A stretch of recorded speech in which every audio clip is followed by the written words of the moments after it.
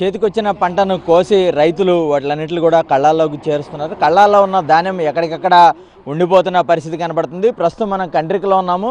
ప్రధాన రహదారుల వెంబడి ధాన్యం అంతా కూడా ఈ రకంగా రైతులు ఆరబెట్టుకుంటున్నారు.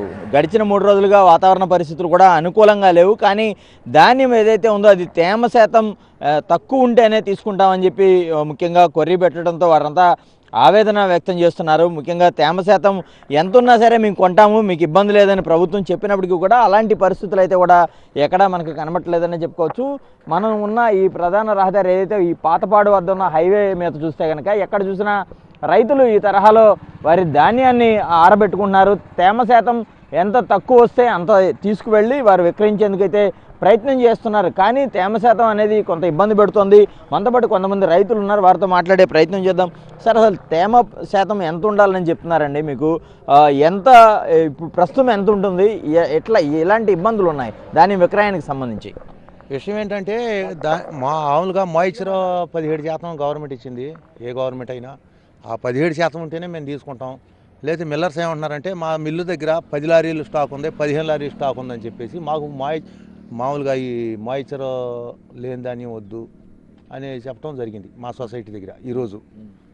అందుకని మేము బాయిలర్ సరిపోయిన 4 రోజులు ఉండయి, 4 రోజులు దా మేము తీసుకోలేము అంటున్నారు. అంటే ఎన్ని రోజులైంది ఇవన్నీ కోత కోసి? ఎన్ని రోజులైంది? ఇక్కడ వారం నుంచి కోతలు ఉంది. కోతలు దొరికినాయి, ఆరబెడతాం. వారం నుంచి కోతను. పరిస్థితి ఏంటంటే వాతావరణం ఇంకా చల్లబడిపోయింది కాబట్టి ఇదేమిటి ఇంకా డ్రై రాదు. డ్రై రావాలంటే మనకి సూర్యరశ్మి ఉండాలి. మేము ఒకవేళ బాగా ఆరబెడదామంటే ఈ రోడ్డు వాళ్ళు ఇటు ఆరదీయట్లేదు, కేసు పెడుతున్నారు. అంటే మామూలుగా మరి ఎప్పుడు కూడా ఇక్కడే ఆరబెడుతుంటారు కదా, ఎందుకు కేసులు ఎందుకు పెడతాం? మేము హైవే రోడ్డు వదిలేసాము, మీరు పోయిటాకి ఇల్లేదు అంటున్నారు. అయితే మనం చూస్తున్నాము ధాన్యం ఆరబెట్టుకోవడానికి కూడా ఇక్కడ కొంత అబ్జెక్షన్ పెడుతున్నారు. ఇది హైవే కాబట్టి ఇక్కడ ఆరబెట్టుకోవద్దు, కేసులు పెడతామని చెప్పి కూడా బెదిరిస్తున్న పరిస్థితి కనబడుతుంది. అయితే ప్రస్తుతం మనతో పాటు మరికొంతమంది ఉన్నారు, వారితో కూడా మాట్లాడించే ప్రయత్నం చేద్దాం. మొత్తం ఈ చుట్టుపక్కల ప్రాంతాల్లో కోతలు పూర్తయి ఎన్ని రోజులైంది? ధాన్యం ఆరబెట్టుకోవడానికి సంబంధించి ఇక్కడ ఎలాంటి సమస్యలు ఉన్నాయి ముఖ్యంగా? ఇప్పుడు ప్రభుత్వం నిర్దేశించింది 17% మాయిశ్చర్ అని ఇచ్చారు. కానీ 17% మాయిశ్చర్ ఆరబెట్టుకోవడానికి సరైన సౌకర్యాలు రైతులు లేనందుకు ప్రస్తుతానికి లేవు. కొనుగోలు కేంద్రాల్లోనేమో ధాన్యం డ్రై అవ్వకుండా మేము తీసుకోమని చెప్పి వాళ్ళు చెబుతూనే ఉన్నారు. కానీ ఇప్పుడు ప్రస్తుతం ఉన్న ఈ పరిస్థితులు ఇబ్బందుల దృష్ట్యా ప్రభుత్వం వెంటనే స్పందించి రైతులు ఇమీడియట్గా ఎంత మాయిశ్చర్ ఉన్నా కానీ దానికి వెయిట్ ప్రకారం ఎంతైతే వెయిట్ మాయిశ్చర్ నష్టం ఎక్కువ ఉందో దానికి తగ్గట్టుగా తగ్గించి ఇమీడియట్గా ప్రొక్యూర్మెంట్ చేయాల్సిన అవసరం ఉందని చెప్పి రైతులందరి తరఫున మేము కోరుతున్నాం. అంటే మీరు అధికారులతో కూడా మాట్లాడారు, అంటే తేమ శాతం తక్కువ ఉన్నా కూడా మేము కొనమనేమో ప్రభుత్వం చెప్తోంది, కానీ ఎంత ఉండాలని వాళ్ళు ప్రధానంగా మీకు చెప్తున్న పరిస్థితి? అంటే 17% వరకు కొంటారు. 17% ఇప్పుడు 20% వచ్చింది అనుకోండి మాయిశ్చరు, ఆ 3% కేజీకి 3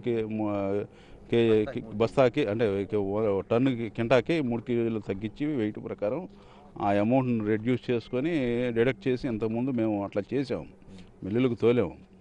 ఇప్పుడు ప్రస్తుతం మరి డిపార్ట్మెంట్తో మాట్లాడితేనేమో మేము కొంటున్నామని చెబుతున్నారు. ప్రాక్టికల్గా అక్కడ అది సాధ్యపడతలేదు.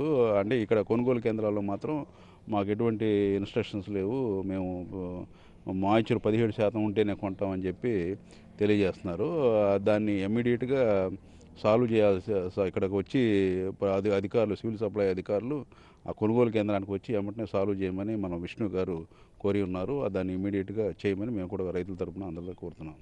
అయితే ప్రస్తుతం మనతో పాటు మాజీ ఎమ్మెల్యే మల్లాది విష్ణు ఉన్నారు, ఆయనతో కూడా మాట్లాడించే ప్రయత్నం చేద్దాం. సార్, ఇప్పుడు గడిచిన 4-5 రోజులుగా ఎవరైతే పౌర సరఫరాల శాఖ మంత్రి కూడా పర్యటించినప్పుడు తేమ శాతంతో పని లేదు, మీరు ఇబ్బంది పడకండి, తొందరపడి మిల్లర్లకు అమ్మేసి నష్టపోవద్దు, మొత్తం మేము తీసుకుంటామని చెప్పి ఆయన చెప్తున్నారు.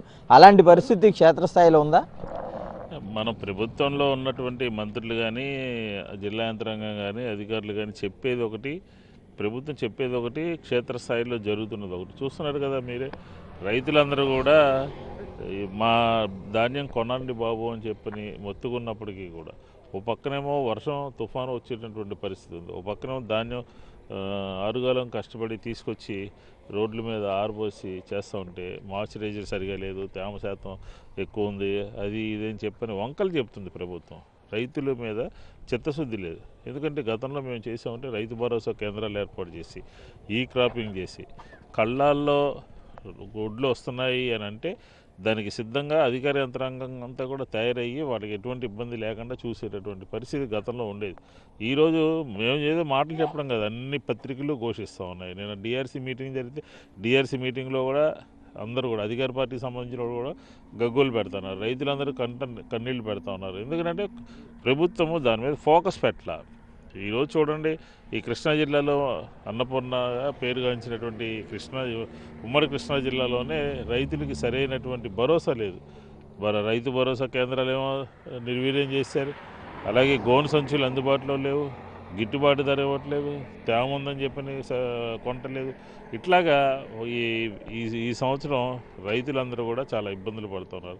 పంట చేతికి వచ్చే టైంకి ప్రభుత్వము దృష్టి పెట్టాలి, కాన్సన్ట్రేషన్ చేయాలి. అధికార యంత్రాంగం అంతా కూడా దాని మీద దృష్టి పెట్టి పనిచేయాల్సినటువంటి ఆవశ్యకత ఉంది. కానీ ఆ దిశగా ఎక్కడో కూడా జరగట్లేదు. కాబట్టి రైతాంగం అంతా కూడా దెబ్బతినిపోయే విధంగా ఉంది. ఖచ్చితంగా ఎటువంటి ఆంక్షలు లేకుండా ప్రభుత్వం ముందుకు దిగొచ్చి ప్రతి గ్రామంలోనూ కూడా విజయవాడ సెంట్రల్ నియోజకవర్గంలో దాదాపుగా 1000 ఎకరాల పొలం ఉంది, గుణదల్లో కానీ కండ్రికలో కానీ. ఈ రైతులందరూ పంట పండించిన తర్వాత ప్రభుత్వము, మిల్లర్లు లేకపోతే దళారీలు వీళ్ళందరూ కూడా వాళ్ళ చేతిలో పడి దెబ్బతిరిపోయేటటువంటి పరిస్థితి ఉంది. వీళ్ళని ఆదుకోవాల్సినటువంటి అవసరం ఉన్నది అని చెప్పి వైఎస్ఆర్ కాంగ్రెస్ పార్టీ డిమాండ్ చేస్తాం. అయితే మనం చూస్తున్నాము, అంటే ధాన్యం 4-5 రోజులుగా కూడా ఇక్కడ ఆరబెట్టున్నారు. దీనికి సంబంధించి అంటే తేమ శాతం అనేది ముడిపెట్టకుండా ఖచ్చితంగా ప్రభుత్వం చొరవ తీసుకుని ధాన్యాన్నంతా కూడా కొనుగోలు చేయాలని చెప్పి రైతులంతా కూడా డిమాండ్ చేస్తున్న పరిస్థితి కనపడుతుంది. కెమెరా పర్సన్ వెంకట్తో అశోక్, సాక్షి టీవీ, విజయవాడ నుంచి.